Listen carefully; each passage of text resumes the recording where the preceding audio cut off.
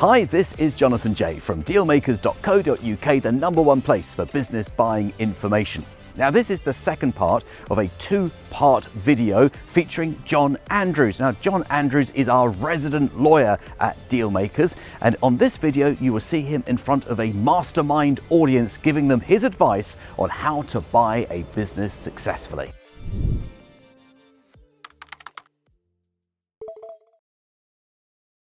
Would you explain in as simple terms as possible what an earnout is? Yeah, so an earnout is, it's a way of structuring a deal where you don't necessarily, you either fix the price for the business overall, and you say, right, we'll buy your business for £1 million, we'll pay you £500,000 up front, we will pay you the other £500,000 over 5 years, so £100,000 a year, provided the business reaches a particular figure. That's one way of having an earnout, okay? The second way of having an earnout is by way of performance of a particular individual. So you can actually say, right, we will pay you £500,000 for your business, and if you as an individual reach certain performance targets, we will give you an additional sum for your business. What you need to be clear about, though, is that there is a risk that if you tie it to individual performance, that the money they receive is not deemed to be part of the consideration of the sale, it's deemed to be income. So they get taxed at a far less beneficial rate. So essentially an earnout is a way of structuring a deal that is related to the performance of the business or an individual. Okay, so what if the seller doesn't like that deal because it's they think possibly that their idea is that they don't know how the company is going to perform under new management? Well, that's always a risk. If they're not going to stay on and be involved in the process that leads to the finances they're going to receive, you're absolutely right. But they've got a choice not to do the deal. Hi, we didn't get your surname, I'm sure. Andrews. John Andrews, yeah. John, hi.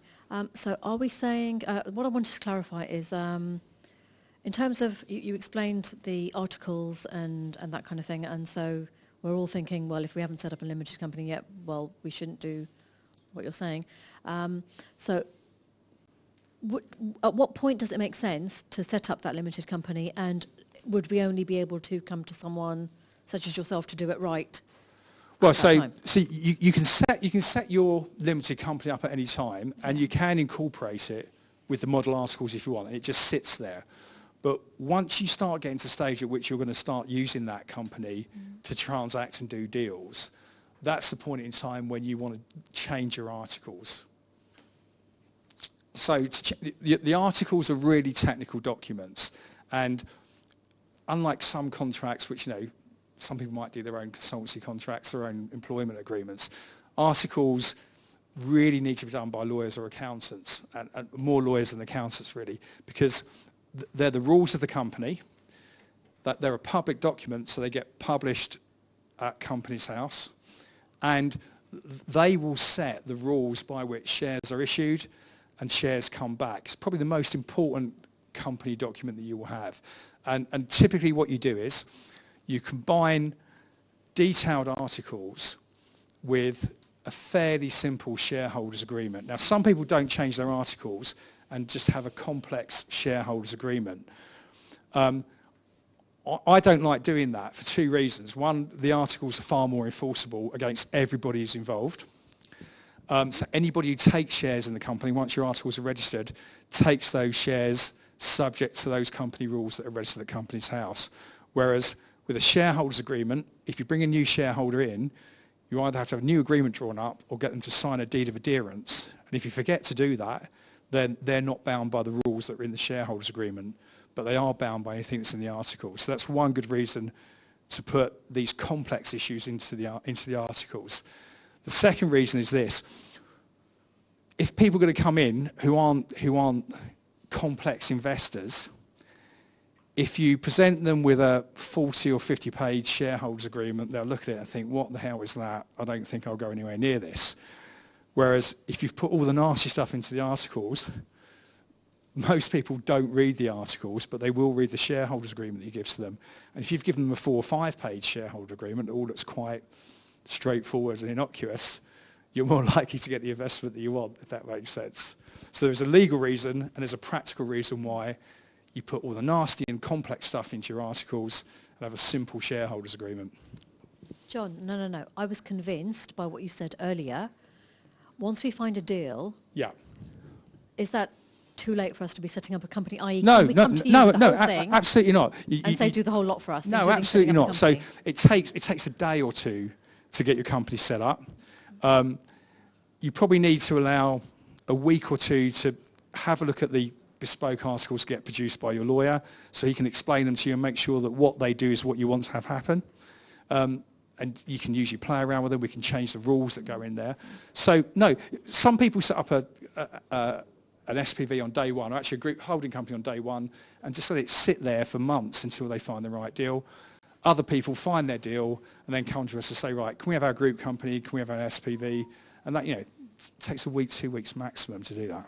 Okay, so last question about that then. So how much would it cost to just set up that limited company? You can do it online yourselves, and it costs you £30, something like that. If we do it, we probably charge £600 or £700 to do it. So the actual setting up the company itself is simple. The articles of shareholders agreement, typically between £3,000 and £3,500. So it's not a cheap document, but it's a really important document, and you only need to do it once. And what you can do is, once you've done that, you can use that document to filter down into your SPVs. Okay. Hi, John. Yeah, Hello. we've got a deal going through at the moment, and we passed some information between our solicitor and the other side. And we've also sort of, when some things have come back, which needed a negotiation, we've talked directly to the seller. Yeah. What's your recommendation on what things should go through you and what things can be discussed? So my view on it is, it's not our job to tell you commercially what you should do. So the commercial elements of it, so how much you're going to pay and when you're going to pay it, should really be discussions between the two parties directly, because you've both got to get comfortable with that. And it's not an area that we stray into. And in fact, when you get an engagement letter from us, it actually says clearly that we don't advise on the commerciality. So it's not our job to say that's a good price or a bad price. We will say the way that's been structured and the terms on which they want this deal done is not a good deal for you. But that's on the legal side. So anything legal, so warranties, indemnities, charges, security, that should come through us. Anything that's to do with the actual most important part of the deal, the finances of the deal, are done better between the parties, perhaps with some input from their accountants. But it's not really a lawyer's job to get involved in that part of it. No, that's great, thank you. I understood that, but it's more sort of, what should we pass the concept? So if we've sort of made a decision or got a proposal, is it better to pass it backwards and forwards through solicitors, or do it sort of outside of that environment? So typically what happens is that if you've done your due diligence, so you might have agreed a price up front, you do your due diligence, and something comes up, you think, oh, actually, potentially there might be a claim there for £20,000. What you would do is you discuss that with us, and we'd say, well, look, that is a risk. Either we think it's a small risk or a big risk. You might want to renegotiate. You would then go back and speak to the seller, and you come back to us and say, well, look, what we've agreed to do is either they've agreed to reduce by £20,000, or they've agreed to a retention. So another way to deal with potential claims, rather than chip the price, is to say we'll hold back the value of that claim for 6 months or 12 months in an escrow account, and provided it doesn't materialise in the next 6, 12, 18 months, that will get released. So that's all that you need to do is you need to agree the finance of it and tell us what it is that you've agreed. But it's better for you both to have agreed that, and each of you to go to the lawyers to say this is what we've done. He's worked for 50 of my mastermind clients in the last few months alone. His name is John Andrews, and I've got his details right here in my little back book of contacts. You can phone him on 0345 241 2494, or you can email him on johnandrews.deallawyer@jmw.co.uk. If you want someone who can get a deal done, he is your guy. So let's get back to the video. I was just wondering, in terms of division of work between lawyers and accountants, Yeah. who's kind of responsible in terms of setting up holding companies, SPVs, due diligence?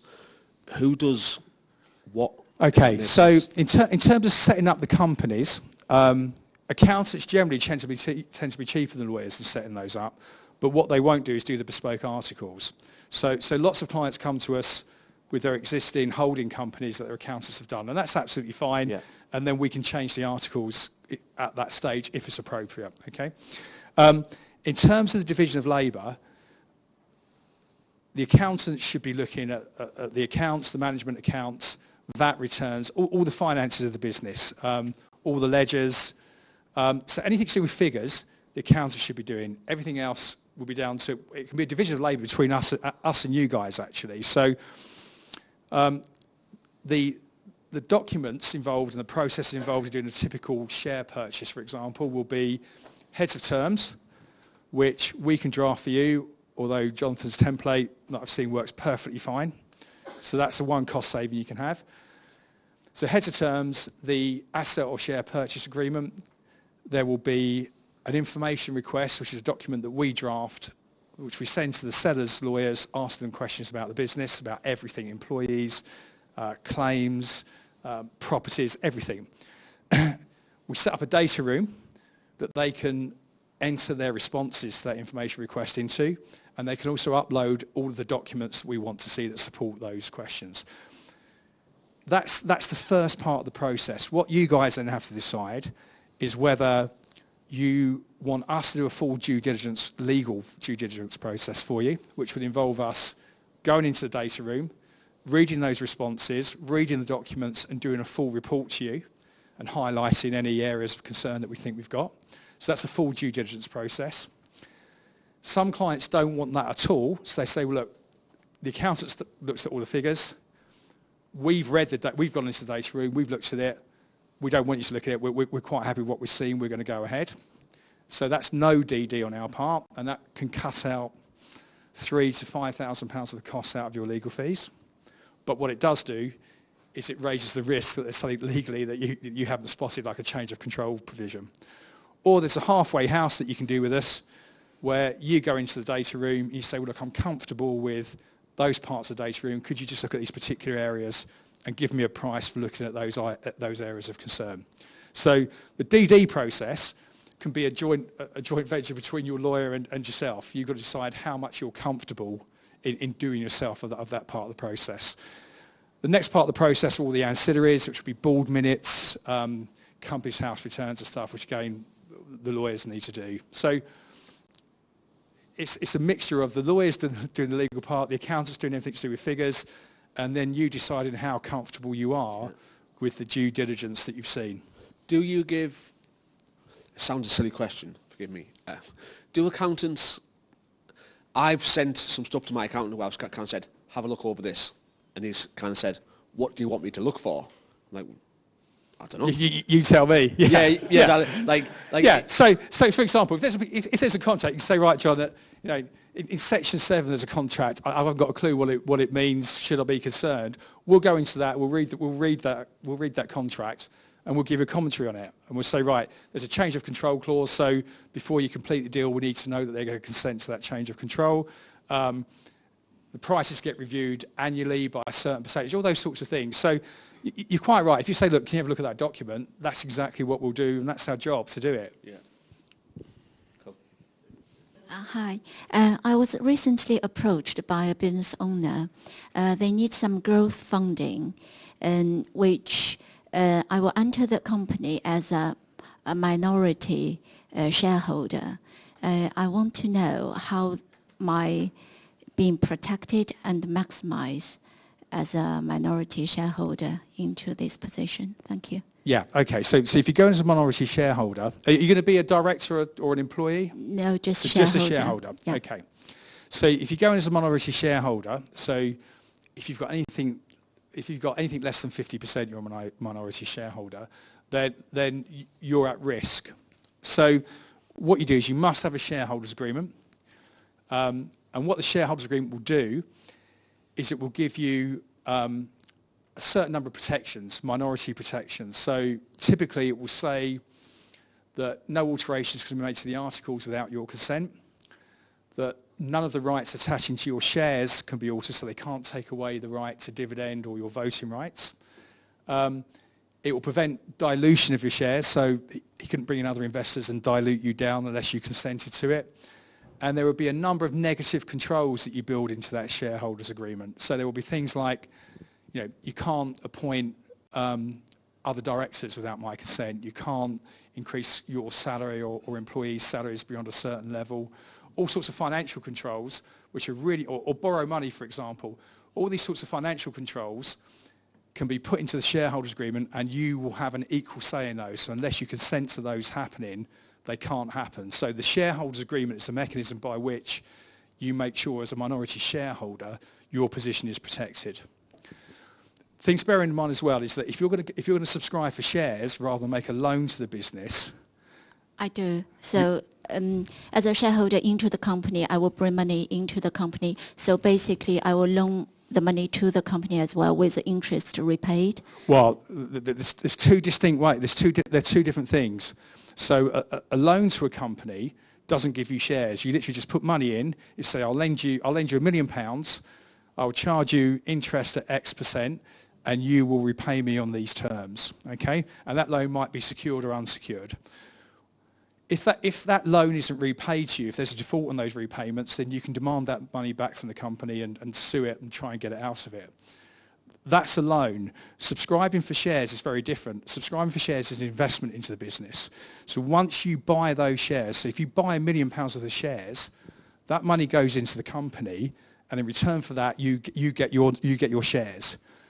You can't demand that money back. The only way you ever get that money, ever realise a return on that money, is by way of dividends, if the company pays dividends, or if somebody buys your shares off of you, which if they're a minority in a private limited company, the only person who will buy them will be the existing shareholder, the majority shareholder, or if the business is ever sold. So putting money into a company as an investment by way of shares is a much bigger risk in many ways than lending money to the company. They're two different things. Okay, so the company director want me to enter as a shareholder, which in return, loan the company the money in return with the equity as well as the interest rate paid by the loan. So that's a whole. Right. Yeah. I mean, the other way you can structure it is you can do something called a convertible loan note. So you make a loan to the company, which says, I'll lend you this sum of money, and this is the return I will get on it. But at your option, if you think the business is doing well and you quite like it, you can say, well, actually, don't pay me the loan back. I'm going to convert that loan into shares. That's another option for you. So, and that allows you to hedge your bets.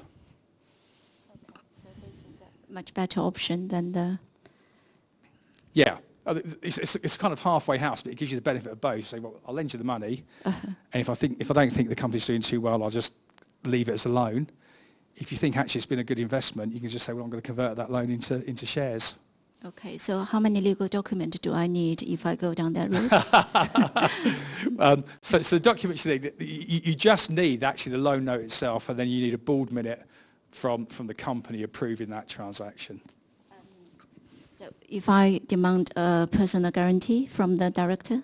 Yeah, you should certainly ask for that. Certainly ask for that. So that means I need another document for the personal guarantee? That can either be a side document, or that can be built into, they can be a party to the loan note agreement, actually. Okay, thank you. Is there anything clever or useful that can be included in the sales and purchase agreement to be advantageous to the buyer? Oh, that's quite a broad question. Let's have a think. So if we're talking about protections, mostly, okay. So they're all the obvious things. You've got your charges, your personal guarantees, all those sorts of things. In terms of the structure and the body of the agreement itself, your two principal areas of recourse are going to be warranties and indemnities. And warranties are promises that the seller makes to you about the business, which, if they prove to be untrue, potentially gives you the right to sue them for breach of contract. Okay? Now, that all sounds great, but warranty claims are not that straightforward because it's not enough to show there's been a breach of the warranty. You have to show that that breach has caused you financial loss. And the loss that you've suffered might not be financial. It might just be some missing records, for example. So if you buy a letting agency, for example, and you don't get appropriate warranty protection, and there are documents missing, so the gas certificates, fire safety certificates, the notices you have to serve when you're into a short-hold tenancy agreement. That's aggravation in trying to reconstruct those, and it's time, but it's not money. Okay. Even if you can show there's been a financial loss that's been caused arising from the breach of warranty, that still isn't enough. What you then have to go a step further and show that overall, that breach of warranty has reduced the value of the shares that you bought in the company. This is on the assumption it's a share purchase. So there are those stages that you need to go through. They're also really expensive to pursue these claims. And quite often within the share purchase agreement and in asset purchase agreements, there will be a clause that says claims have to have a minimum individual level, and there also has to be a basket of those claims before you can bring a claim. So you might typically say each individual claim has got to be worth more than £2,000, £3,000, £4,000, and there's got to be a basket worth more than £20,000 before you pursue that claim. And as I said before, in reality, unless it's 50, 100 grand, and even then, if you go to court, the legal costs far outweigh those sums, that they're difficult and expensive to pursue. So, but the warranties take up a lot of the time and negotiation in these deals, and they're important, but at the end of the day, unless there's something massively wrong with the business, even if you can show a breach, you're never going to be pursuing those because it's too expensive to do it. What's of more use are indemnities. Now, indemnities are particular clauses which say if a particular event occurs, then you will compensate me on a pound-for-pound basis. Now, the most obvious example of this is when you're doing a share purchase. A big chunk of the agreement, sometimes it's in a separate document, but not commonly, you will have what's known as a tax covenant. And basically the tax covenant is about 10, 15 pages long, covers all elements of tax. It basically says, if there is any undisclosed tax or tax that hasn't been paid that should have been paid, you will indemnify me for that on a pound-for-pound basis. Okay? And then you can do that with other areas, and these usually come out as part of the due diligence process. So if we're doing due diligence and we see a letter that's coming from a client saying, we think you breached the contract, our losses are £15,000, £20,000. So the kind of level that if it was a warranty issue, you wouldn't pursue because you couldn't afford to. If it's an indemnity, we can write a clause into the SPA, which basically says, if that loss materialises, it's not a warranty claim, you will just simply indemnify us on a pound-for-pound basis. And that is a black and white claim. If it happens, you go to the seller and say, right, we've had to pay that, you have to reimburse us. And that's a far more straightforward, far easier claim to bring. So the way you get protection beyond personal guarantees and charges is by having the best warranty protection you can, but in 30 years I've had one warranty claim that didn't litigate because it was too expensive, or more appropriately you have proper indemnities, and those indemnities can only really be identified by doing a proper due diligence exercise. Thanks. Hi, John.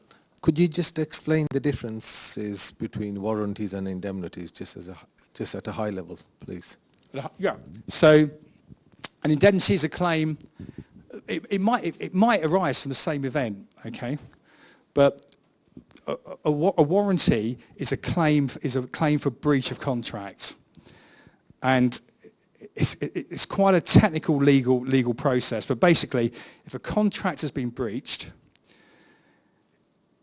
your remedy is a claim for damages. So you have to prove a financial loss. Okay, that's the first stage. But you then have to show that financial loss overall reduces the value of the shares. So had you known about that warranty issue, would that have meant that the shares you bought were worth less?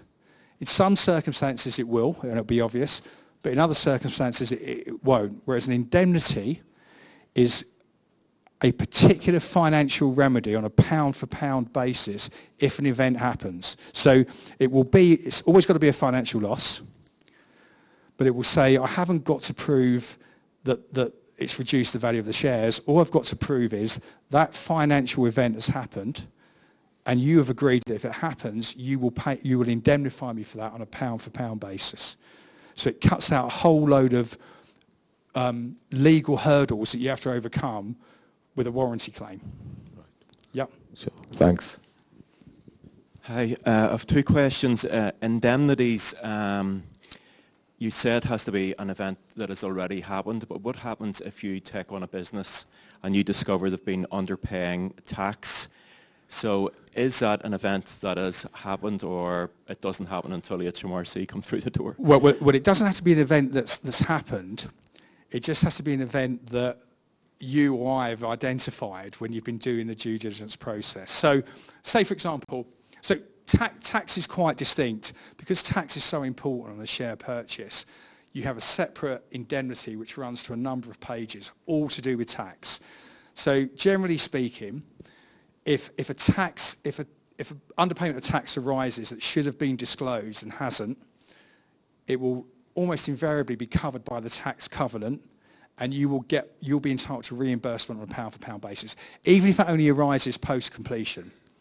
So, for example, if you were acquiring a business and we look at it and we suddenly see that there are a load of self-employed consultants that work in the business, so they're not employees, but actually when we ask a few questions, it turns out they don't work anywhere else, they work 5 days a week for this company, and yet they're saying they're self-employed, we'd be saying to you, well, there is a potential here that they're going to be deemed to be employees, not contractors, which then means there's going to be a big PAYE liability for the company. So we would identify that to you, and we would say to you, that would be covered by the tax covenant, but we also want a specific clear indemnity in the SPA saying that if HMRC find that these guys are employees and not contractors, you would indemnify us on a pound-for-pound basis for that PAYE liability.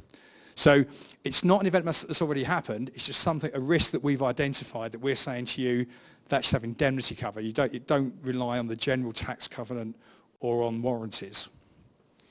Okay, and a second question is, what legal jurisdictions in the UK do you work with? So obviously England, Wales, Scotland available. Well, so we do deals in England and Wales. Scotland's a separate jurisdiction, but we have an association with a firm in Scotland. So anything north of the border, we send to them. And Ireland's a separate jurisdiction as well, northern and south. So we don't do that. Sorry, just a quick question. How much do you, in terms of charging, how much do you charge an hour, for instance?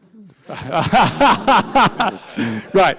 So everybody, we're quite upfront about this. So my charging rate is £500 per hour. Well, what I would say to you is this: that is entirely irrelevant to what we charge for a deal. I would be amazed. We'll always ask for it, but I'd be amazed if you guys said, yes, we'll put you on your hourly rate and tell us what your bill is at the end of it. That just doesn't happen. What we do is, we generally, so I won't give you, so quite often, guys will ring me up, who've been on this seminar, will say, what does a typical deal cost? Okay, that's almost an impossible question to ask, and it's not us avoiding it. But I could say, well, look, a typical deal will be 10,000, it'll be 15,000, it'll be 20,000, okay? The truth of it is, until we see your heads of terms, we can't really give you an accurate fee estimate because we don't know. So there's lots of factors that affect your fees. So are you borrowing money? So if you're borrowing money, you're going to want us quite often to look at the finance documents, the security they want, and the lender will want us to act for them in registering their charges. So if that element's not involved, there's not that cost. But if it's involved, we will charge for it. We also need to know, is there property involved? And if there is property involved, is that inside the company, outside of the company? So does that need to be conveyed across? And what doesn't do you any favours is we say to you, well, look, I can do a share purchase for you for £15,000. And then you say, right, great. And then you instruct us, say, oh, by the way, you need to allow, there's another £7,000 to transfer the freehold from the owners into your company. There's another £2,000 or £3,000 to deal with lenders' documents. So it's better for you to know at the outset and for us to know what the scope of the transaction is and what's involved. To some degree, we tailor our fees to the value of the deal, but small deals can quite often end up being really, really complicated. And big deals, so say for example, you buy a business that's got this small deal, but it's got 200 or 300 clients, and they've all got contracts, you want those contracts looked at. That's time consuming. But you might buy a business of £5 million that relies on 3 key clients. So the due diligence on that process is far, far less than it is on the smaller deals. We charge more for bigger deals because the risk to us in terms of indemnity premiums and if things go wrong is greater. So, but we work, generally speaking, we work on a fixed fee basis, so you'll know where you are. And we only vary from that fee if something unforeseen happens. So we've done a couple of deals with a lawyer on the other side that's been really, really difficult and unreasonably so. And it's gone on, for 6 months rather than 3 months. There have been a lot of phone calls. In those circumstances, we'll come to you, but before we've reached that stage where it's gone massively over budget, we'll say, look, if we carry on with this, there's going to be an additional fee. But hourly rates are immaterial. So in my team, we've got 3 partners. We have 5 associate solicitors. We've got paralegals. And what we do is we work with them to make sure that the work that can be done at the lower fee rate will be done. And that's how we factor our costings in. But at the end of the day, whatever I charge per hour, you guys are not going to be paying. What we charge is the fee that we agree with you, and that's how most deals are done. Thank you. I just want to love a little on the back of that. In terms of if you were doing a loan agreement, lending the company money, and then like you gave an example earlier, and it was you would get the money back with interest or exchange for shares, depending on how the company performs. Typically, could I come to you and say, what would you charge me for that sort of document? Yeah. So all of these types of documents, we charge most of our work. I would say, I don't know, where's Matt? I would say probably 90% of our work is on fixed fee. Great. Thank you. I think traditionally now, if you go to lawyers, the only real work that's charged on an hourly basis will be family, so don't get divorced, and litigation. Yeah, well, I've been I've been divorced and I've dealt with corporate and I've dealt with employment. So you see the worst side I'm asking you. What you know is we're quite nice guys compared with them, to be honest. That's good, yeah. Matrimonial aren't very nice. No. Yeah. Can your fees be deferred if a deal falls through? And if so, how much can be deferred? So I'm going to tell you now. So this is a true story. This is one of the first clients I got for Jonathan. I foolishly agreed to that. And so what we will do is this. We don't require payment until a deal completes. And we will offer an abort fee arrangement. So basically, the arrangement we will offer is that if the deal falls through, we will charge you the lesser of 50% of the fixed fee that we gave or the actual fees we've incurred. But in return for that, if it completes, we'll charge you 20% more. Okay? Or you can just have the straight fixed fee with us. So that's those are the arrangements that we offer. In terms of deferring it to the next deal, the short answer to that is no, we won't do that, because I had a guy who agreed to do that on his first deal, and then his second one aborted, and then he wanted to defer both those fees. I said, well, hold on, the next deal you do, you're going to be up to 60 grand of the fees for a deal that might be worth 100 grand. So it just doesn't work. It's not fair to us, and actually it doesn't work for you, because when you get to that second deal and you complete it, and you're then picking up 2 lots of fees for one deal, it's not great for anybody. Great. Well, I think I've got a sore throat now. I think I've spoken a lot. Yeah. That's great. Thank you. Good. Thank you.